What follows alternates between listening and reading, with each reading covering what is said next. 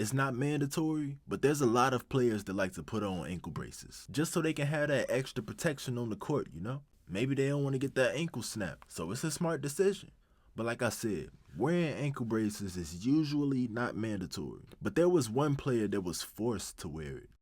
The man's name is Kentavious Caldwell-Pope. He was drafted in 2013, and he made a name for himself ever since.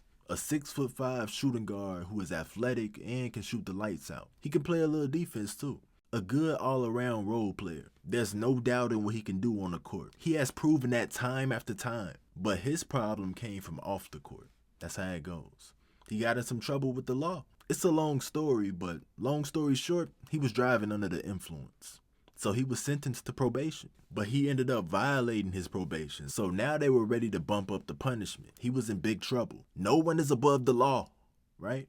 You violate that probation, you usually have to do some time. And that's how they was treating him. He was sentenced to 20 days. Now that's not too long, but don't nobody want to go to jail for 1 second unless you are just weird. And if you are, I pray for you. He was basically looking at doing close to a month in a cell with no sunlight, terrible food, no women, and a bunch of stinky men. Kentavious Caldwell-Pope wasn't with that. So I'm assuming that he paid that lawyer some good money because they made an arrangement. Magically, he didn't have to serve that time anymore. They felt that the punishment was way too harsh, so they had to lessen the pain. Instead of doing that 20 days in a cold cell, they changed it to house arrest. He could still step outside and feel the sun. He could still see his family. And the interesting thing is that he could still make his money.